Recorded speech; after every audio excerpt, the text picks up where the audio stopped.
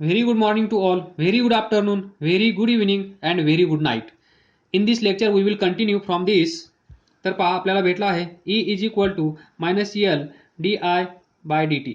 यालाच आपण काय म्हणत असतो, हा जो इंडक्टर आहे हा इंडक्टर बॅटरीचं काम करत असतो. सर्किटमध्ये सुरुवातीला करंट इन्क्रीज होत असतो, तुम्हाला हे माहीत आहे. फॅन सुरू केला, फॅन सुरू केल्यानंतर सुरुवातीला त्या फॅनमध्ये करंट नसतो, तो करंट वाढत वाढत जात असतो. त्यावेळेस हा इंडक्टर काम करत असतो अपोजिट डायरेक्शनमध्ये, बरोबर. करंट इन्क्रीज होत असेल तर डिक्रीज करण्याचं काम हा करत असेल. मग अपोजिट डायरेक्शनमध्ये करंट सप्लाय करणारी बॅटरी तिथे अचानकपणे तयार होईल आणि त्या बॅटरीचं EMF काय असेल तर E is equal to minus L D I by D T.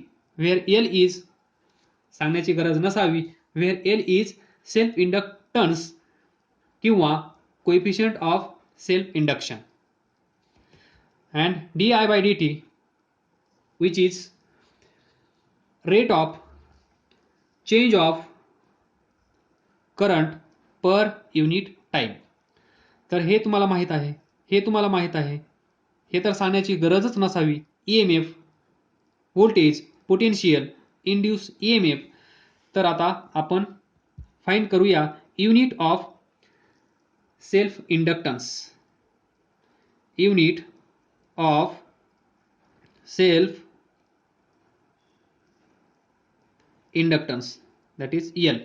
तर इथून पहा, taking magnitude only E is equal to L D I by D T. D I by D T तुम्हाला माहीत आहे, करंट I1 असेल, नंतर I2 होईल. मग हा करंट जर इन्क्रीज झालेला असेल तर I2 ग्रेटर दॅन I1 असेल.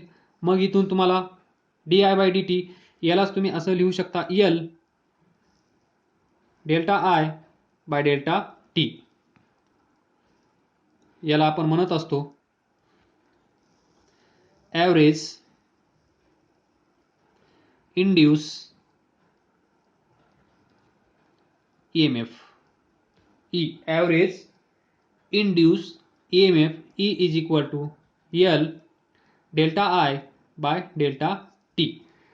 तर कधी हा I2 ग्रेटर असेल, कधी हा I2 लेस दॅन I1 असेल, त्यावेळेस पहा I2 जर ग्रेटर असेल तर डेल्टा आय कसा लिहितो आपण, डेल्टा आय म्हणजेच I2 मायनस I1, कन्फ्युजन नसावे. जर I2 ग्रेटर असेल तर ही वजाबाकी कशी येते, पॉझिटिव्ह. जर I2 लेस दॅन असेल तर ही वजाबाकी कशी येईल, निगेटिव्ह. म्हणून आपण काय केलं आहे इथे, टेकिंग मॅग्निट्यूड, फक्त पॉझिटिव्ह कन्सिडर करत आहोत, दॅट इज ओनली मॅग्निट्यूड. तर काय भेटलं आहे आपल्याला, E L D I by D T. हा फॉर्म तुम्हाला समजावून सांगण्यासाठी कन्सिडर केला. E L delta I by delta T. I2 greater असल्यानंतर काय होईल, I2 लेस दॅन I1 असल्यानंतर काय होईल, त्यासाठी हा फॉर्म आपण कन्सिडर केला होता. आता इथे या, इथून L is equal to E by D I by D T. Now we know unit of E म्हणजे काय, पोटेन्शियल. व्होल्टेज काय असेल, युनिट ऑफ E काय असेल, volt, divided by D I current, change in current, unit काय असेल, ampere, divided by D T time काय असेल, सेकंद. तर याला तुम्ही मॉडिफाय करू शकता. V फॉर व्होल्ट, एम्पियरसाठी ए, सेकंदासाठी सेकंदच. तर हे सोडवा, मॅथ चांगलं जमत असेल. V by 1 into second by A म्हणजेच volt into second divided by ampere. This is unit of self inductance. Self inductance L. लक्षात ठेवा, होमवर्क देतो तुम्हाला, याचे dimensions of self inductance find करून व्हॉट्सअप करा. बरोबर. तुम्ही याला असंही लिहू शकता किंवा volts per ampere per second, कसंही लक्षात ठेवा.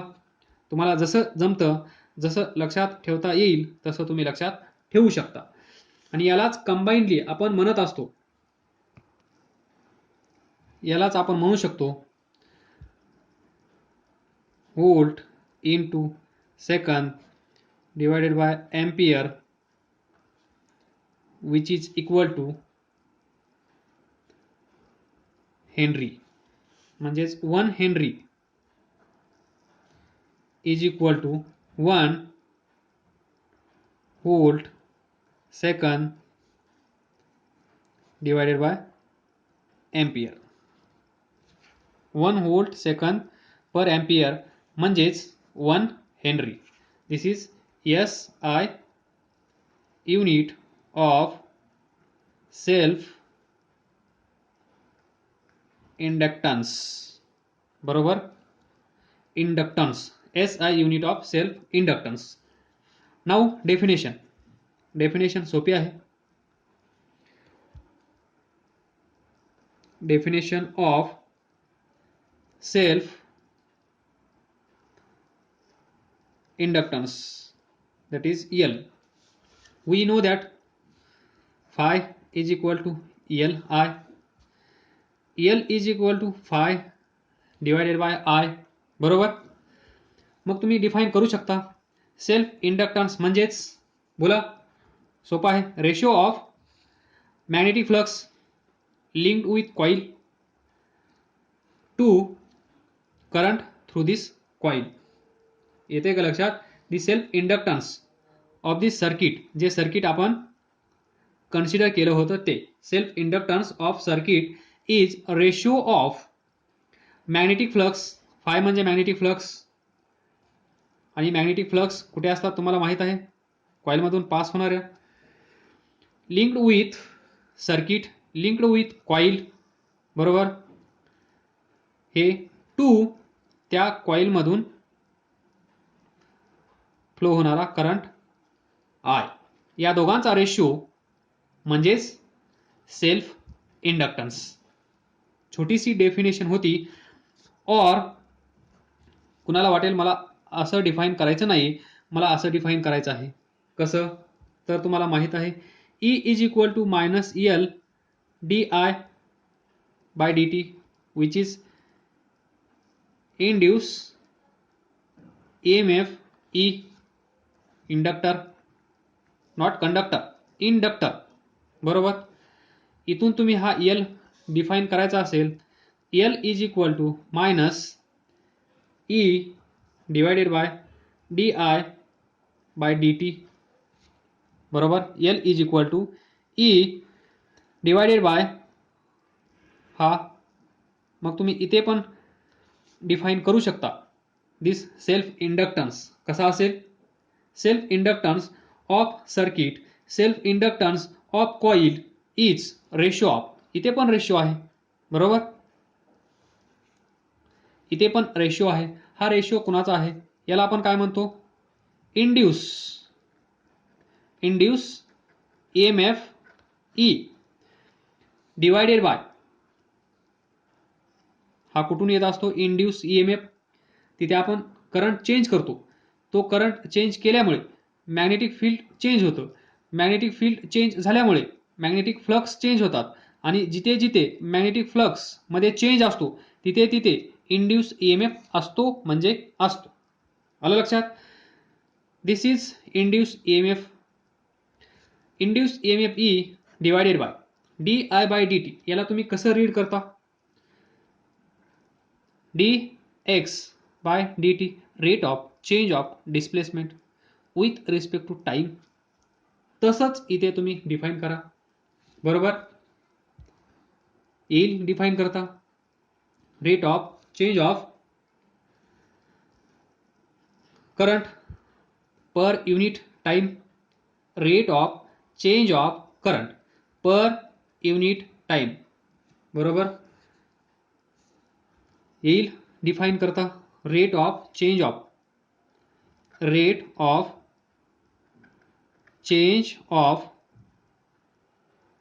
Current per unit time. असंही तुम्ही सेल्फ इंडक्टन्स डिफाईन करू शकता, कुठल्याही प्रकारचं ऑब्जेक्शन नसेल. सिंपल वे हा आहे. Magnetic flux produce linked with this coil per unit current, किंवा ratio of magnetic flux linked with this coil to current through this coil. Magnetic flux तीच coil, current तीच कॉइल, मॅग्नेटिक फ्लक्स त्याच कॉइलमध्ये change होत आहेत, ज्या कॉइलमधला current आपण change करत आहोत, म्हणूनच त्याला आपण म्हणतो सेल्फ. सेल्फ हा वर्ड कशामुळे आला आहे? सेल्फ, बरोबर. त्याच कॉइलमध्ये करंट आहे, त्याच कॉइलमधून जाणाऱ्या मॅग्नेटिक फ्लक्स चेंज होत आहेत, सर्व काही एकाच ठिकाणी घडत आहे, म्हणून त्याला आपण म्हणतो सेल्फ. तर पहा, छोटीशी कहाणी शिल्लक राहिलेली आहे, दॅट इज वर्क डन. तर पहा, हा कंडक्टर हा इंडक्टर, बरोबर. हा इंडक्टर काय करत आहे? जे जगत आहेत त्यांना जगू देत नाही, जे मरत आहेत त्यांना वाचवण्याचं काम हा करत आहे. एवढं भारी काम हा करत आहे इंडक्टर. तर इथे जो करंट आहे या सर्किटमधून फ्लो होणारा, तो काय होत आहे? सतत चेंज होत आहे. Increase decrease, increase decrease. मग हा करंट कॉन्स्टंट म्हणजेच स्टेडी करंट I0 मेंटेन करण्यासाठी काहीतरी काम करावं लागत असेल, त्याला आपण म्हणतो वर्क डन, बरोबर. Work will have to be done in order to establish the magnetic flux associated with steady current I0, बरोबर. ही जी कॉइल आपण कन्सिडर केली होती, या कॉइलमधून करंट I फ्लो होत आहे. हा करंट कमी जास्त केल्यामुळे मॅग्नेटिक फ्लक्स चेंज होत आहे, आणि हे मॅग्नेटिक फ्लक्स चेंज झाल्यामुळे तिथे इंड्यूस EMF E तयार होत आहे, आणि याच्यामुळे इंड्यूस करंट I पण तयार होत आहे. हा करंट मेंटेन करण्यासाठी, हा करंट स्टेडी बनवण्यासाठी, कॉन्स्टंट ठेवण्यासाठी तिथे काहीतरी काम करावं लागत असेल, ते काम म्हणजे वर्क डन, बरोबर. म्हणजेच या मॅग्नेटिक फ्लक्स एस्टॅब्लिश करण्यासाठी, निर्माण करण्यासाठी काहीतरी काम होत असेल, ते काम आपण फाइंड करण्याचा प्रयत्न करूया. That is work done in time dt. छोटासा टाइम इंटरवल आपण कन्सिडर करूया, आणि छोट्याशा टाइम इंटरवलमध्ये झालेलं काम dw आपण कन्सिडर करूया. नाऊ सी, इलेक्ट्रोस्टॅटिक्समध्ये तुम्ही भरपूर वेळा पोटेन्शियल डिफाईन केला आहे. काय असतं हे? Work done per unit charge. From this work done is equal to Q into V. आलं लक्षात? मग हे वर्क डन छोटंसं असेल dw, तर Q dv. आलं लक्षात?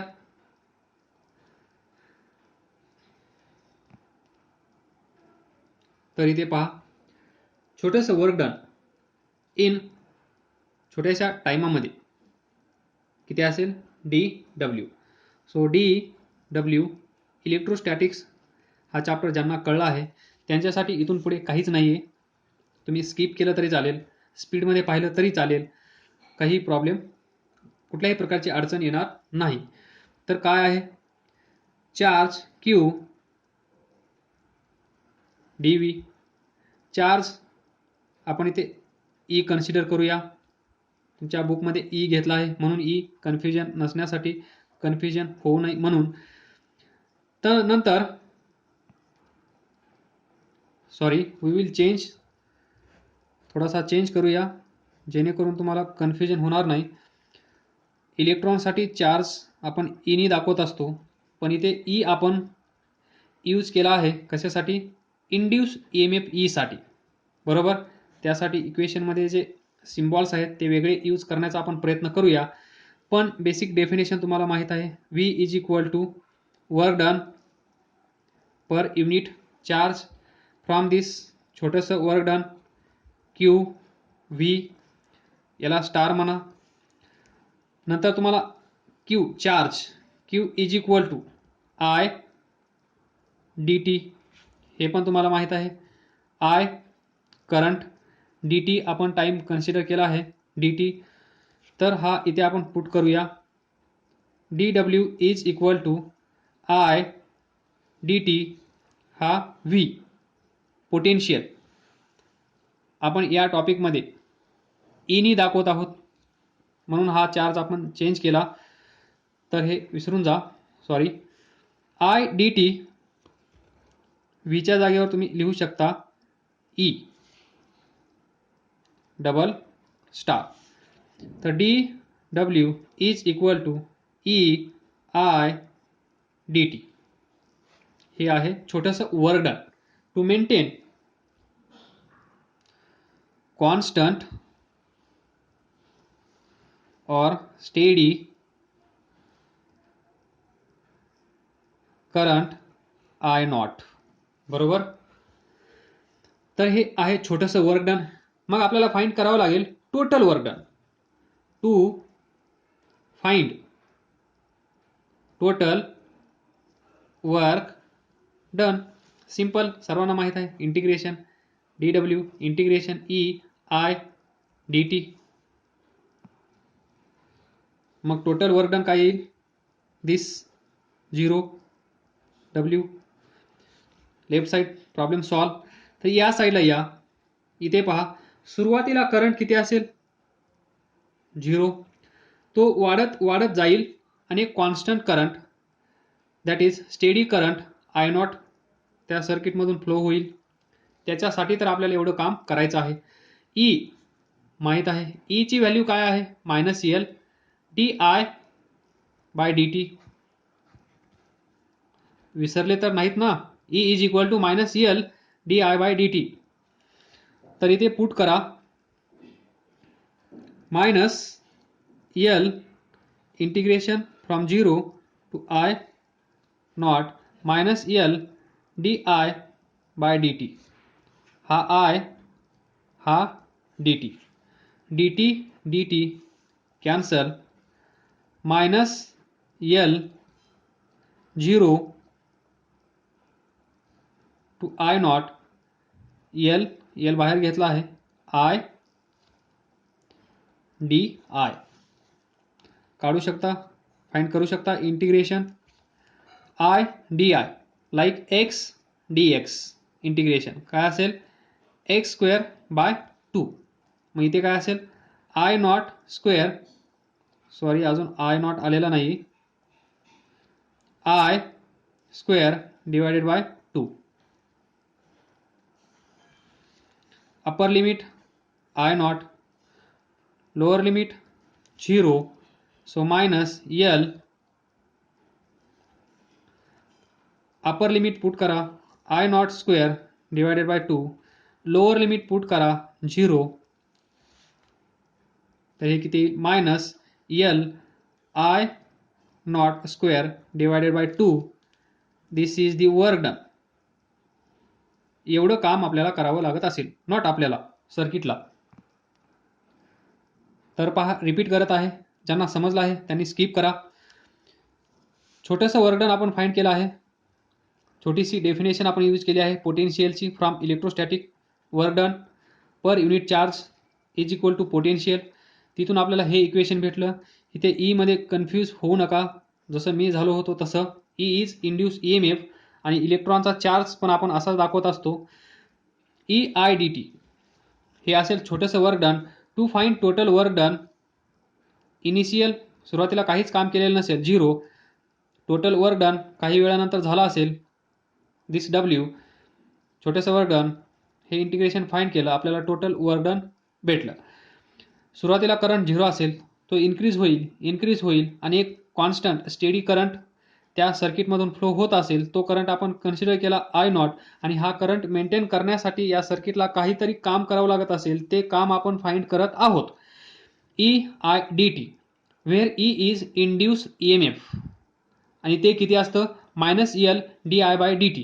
हे आपण इथे पुट केलं, ईच्या जागेवर -L di/dt. मग IDT हा ॲज इट इज पुट केला, dt कॅन्सल झाला. नंतर थोडंसं व्यवस्थित रिअरेंज केला आपण, -L कॉन्स्टंट असेल तो बाहेर घेतला. सुरुवातीला 0 current, finally steady current I0 I di, याचं इंटिग्रेशन आपण फाइंड केलं इथून.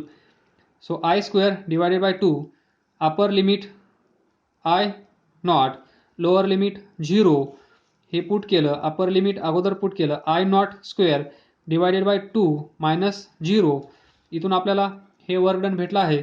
W -L I02/2. एवढं काम त्या सर्किटला करावं लागत असेल, एवढा करंट मेंटेन करण्यासाठी. किती काम करावं लागत आहे लिहा. W -L I02/2. Now take only magnitude.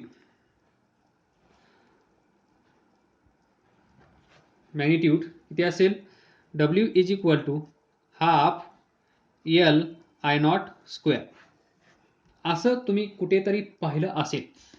थोडीशी specific condition, if I0 = 1 unit current, तर वर्क डन किती करावं लागत असेल पहा. For unit current W ½ I01 काय असेल L. From this L = 2W. पहा, काम आणि सेल्फ इंडक्टन्स आणि त्या सर्किटला करावं लागत असलेलं काम, या दोघांमध्ये नातं काय, हे नातं पण लक्षात ठेवा MCQ साठी. तर याचा अर्थ असेल, इथे लिहा न्यूमेरिकली, बरोबर.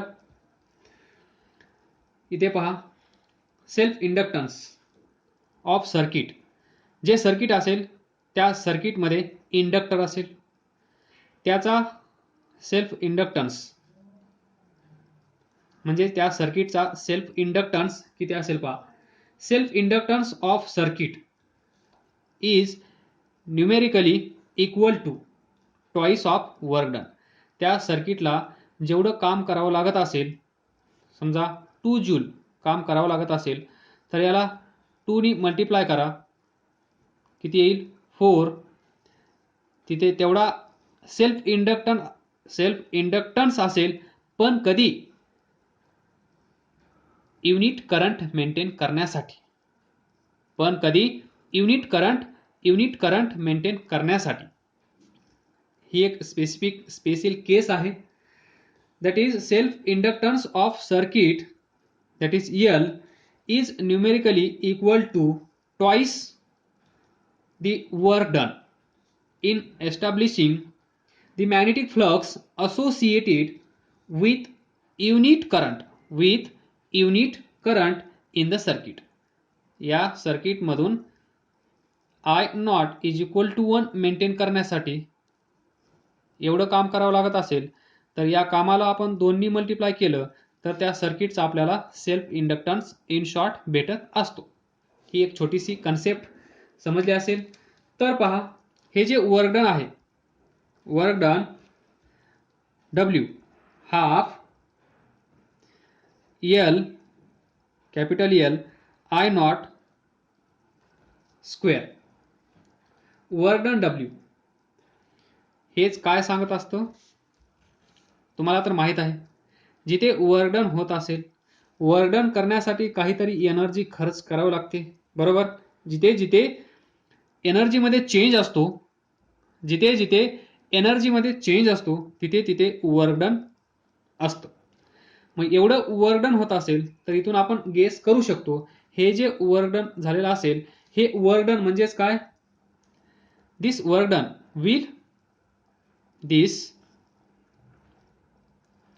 work done will represent energy of circuit. मग आपण लिहू शकतो energy of circuit is equal to half L I nought square. This is the energy of circuit. नंतर तुम्हाला माहित आहे मेकॅनिकल एनर्जी, बरोबर? काय असते? Half M V square. Half एलची जागा एमने घेतली, आय नॉटची जागा व्हीने घेतली, किंवा एमची जागा एलने घेतली, व्हीची जागा आय नॉटने घेतली, बरोबर? सेम आहे की नाही? ही एनर्जी तुम्हाला माहित आहे. पार्टिकलचा मास एम, याचा स्पीड व्ही, तर याच्याकडे असणारी कायनेटिक एनर्जी किती असते? Half M V square. त्यालाच आपण काय म्हणतो? मेकॅनिकल एनर्जी, बरोबर? हे थोडंसं एनालॉगी, म्हणजेच इथे जे मास आहे याला आपण काय म्हणत असतो? इनर्शिया. मास म्हणजेच इनर्शिया. इथे पहा, याला काय म्हणू शकतो आपण? इलेक्ट्रिकल इनर्शिया म्हणू शकतो. हे मास म्हणजे काय? मास म्हणजे इनर्शिया. मास जास्त, इनर्शिया जास्त. मास कमी, इनर्शिया कमी. तर इथे पहा, एल ने जागा कुणाची घेतली आहे? इनर्शियाची. पण हे कसं आहे? इलेक्ट्रिकल सर्किट आहे, म्हणून आपण याला म्हणू शकतो, जसं हा इनर्शिया आहे तसंच हा पण इनर्शिया आहे. पण हा कुठला आहे? सर्किट मधला, इलेक्ट्रिसिटी. म्हणून याला आपण म्हणू शकतो इलेक्ट्रिकल इनर्शिया, बरोबर? हे असेल मेकॅनिकल